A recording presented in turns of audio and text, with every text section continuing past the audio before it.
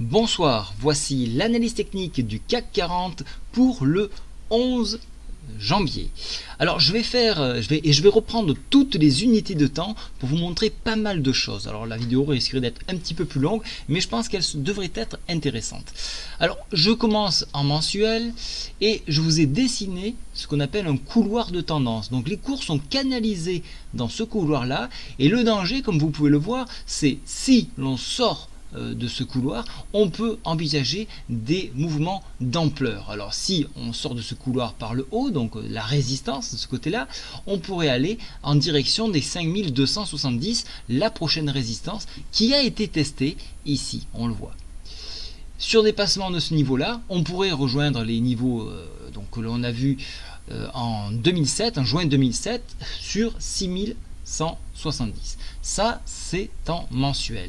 Si par contre il y a rejet sur cette résistance, à ce moment-là, on aurait tendance à aller chercher la borne inférieure, donc le support ici, qui pourrait nous ramener aux alentours. Donc ça avait déjà été testé à 4245, rappelez-vous, en juin 2016. Ça pourrait nous ramener un petit peu plus bas, aux alentours. Alors ça serait plutôt sous la barre de résistance 4150, donc ça pourrait nous ramener à 4080. Voilà un petit peu si l'on suit ce couloir-là.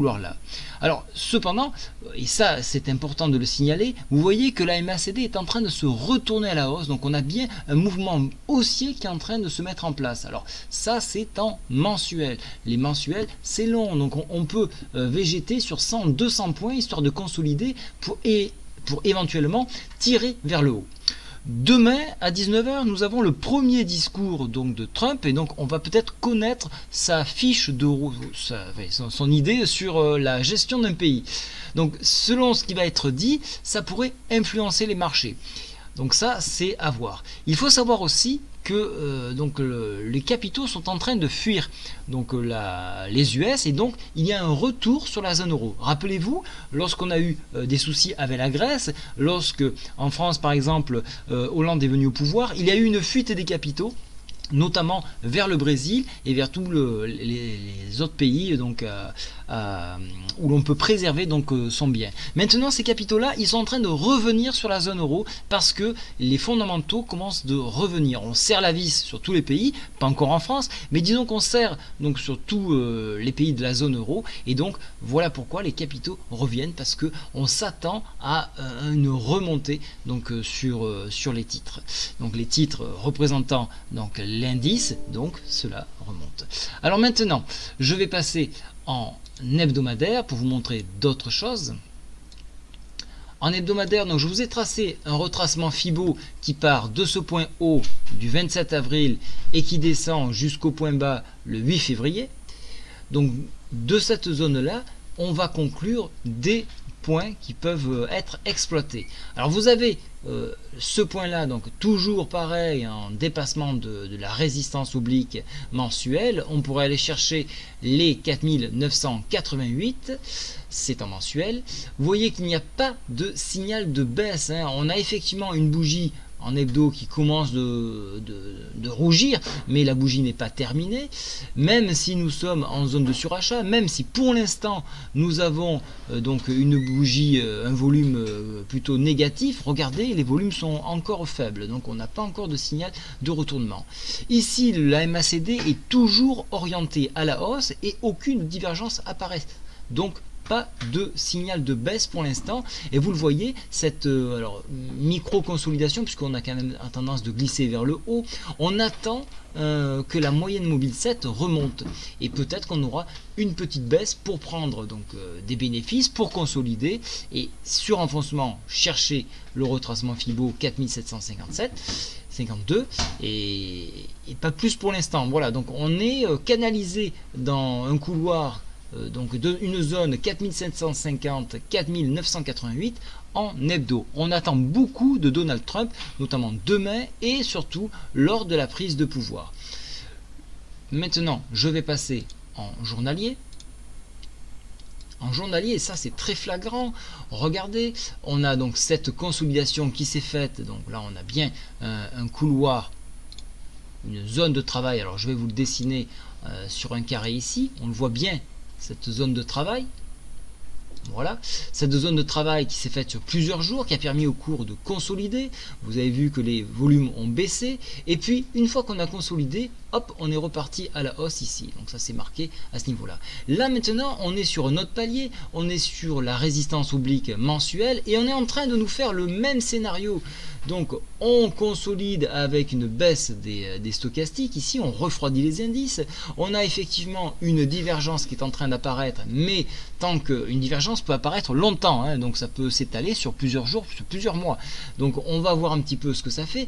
Et cette consolidation là, c'est toujours pareil, je me répète un petit peu, mais c'est en attendant la prise de pouvoir de Donald Trump. Regardez, aujourd'hui, nous sommes autour de la zone des 4009 et vous voyez que les volumes sont à nouveau repartis à la hausse. Et donc ça, c'est un signe que on a consolidé et qu'on peut tirer encore plus haut. Donc attention, hein, on n'a pas de baisse de volume, même sur des niveaux supérieurs. Ça, c'est un point qu'il faut vraiment en tenir compte. Alors, on se bat sur la moyenne mobile 7, mais les investisseurs n'ont rien à faire avec ces moyennes mobiles. C'est juste pour amuser la galerie. Donc, sur dépassement des 4888, effectivement, on peut donner un élan supplémentaire sur les petits porteurs. Mais les fonds d'investissement, eux, se focalisent plutôt sur une année et c'est pas vraiment sur ces moyennes mobiles là qu'ils vont se baser. Ils vont se baser sur des consolidations, comme je vous ai montré, mais pas sur des moyennes mobiles graphiques. Ils se basent sur des fondamentaux.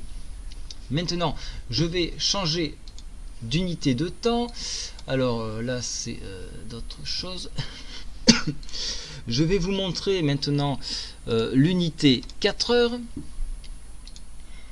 Voilà, l'unité 4 heures ici, non 30 minutes, alors je vais commencer les 30 minutes. Aujourd'hui, qu'est-ce qui s'est passé? On retrouve toujours des points de volume sur le fixing, donc les échanges se font principalement sur ces zones de fixing, donc ça c'est intéressant. Un gros volume se fait au-dessus donc des moyennes mobiles importantes. Là ça a été pareil, et vous voyez que lorsque les marchés rouvrent, ça baisse sur des faibles volumes, et puis après ça repart, et puis hop, ça remonte petit à petit une fois que le marché est rassuré, et on attend très souvent l'après-midi le retour des investisseurs américains qui reviennent sur les zones euro, et vous voyez, ça repart en volume. Voilà. Maintenant, je vais vous montrer en unité 4 heures qu'est-ce qu'on peut voir. En unité 4 heures, unité 4 heures, là aussi vous voyez donc cette longue consolidation et une consolidation donc des indices, puisque le stochastique baisse à nouveau. Vous voyez effectivement une divergence, mais bon, vu que ça ne baisse pas, au bout d'un moment, lorsque le stochastique sera trop en bas, il va falloir repartir, puisqu'on sera en survente. Et c'est ce que les investisseurs essayent de faire, c'est-à-dire vous créez une consolidation en attendant toujours pareil le 20 janvier pour ensuite éventuellement repartir. Vous voyez que on a toujours ces mèches de défense. C'est très important de regarder les points bas. Regardez, vous avez un creux en pince qui s'est formé sur 3 bougies ici. Donc là, vous voyez, alors je vais vous zoomer un petit peu tout ça, mais vous voyez qu'à quelques points près, on rebondit sur les mêmes supports. Donc ces points-là sont importants, il ne faut pas les enfoncer, mais même si c'était enfoncé, ça peut être rattrapé à la fois par la moyenne mobile 20 ici et le support que vous retrouvez à 4850. Donc pas encore de signal de retournement malgré des divergences naissantes. S'il y a enfoncement, c'est presque une aubaine pour reprendre position et repartir à la hausse, tant le marché veut tirer par le haut. Vous le voyez, à chaque fois qu'il y a un mouvement baissier, il est lent, et lorsque ça repart, ça a tendance à repartir un petit peu plus vite. Voilà, c'est sensible, mais c'est comme ça que ça se présente actuellement. Donc là vous voyez donc en journalier, vous voyez on est vraiment canalisé, et donc le rempart, ce qui pourrait faire flancher l'indice, ça serait les 4848 pour un retour 4751 qui permettrait donc une petite prise de bénéfice et donc pouvoir éventuellement repartir à la hausse après, car en mensuel, j'insiste beaucoup, en mensuel il n'y a aucun signe de retournement, donc fiez-vous à ça. Les marchés travaillent sur de l'annuel et pas sur du journalier, donc surveillez les supports qui ont été travaillés, les résistances qui ont été travaillées, et en fonction de cela, en fonction du cache CAC et des futurs, vous allez définir des zones de travail. Voilà, je vous souhaite à tous une très bonne soirée. J'espère que c'était un petit peu plus complet, car effectivement vous aviez raison, ça manquait un petit peu d'explication, et j'espère que celles-ci vous ont plu. Bonne soirée à tous, au revoir.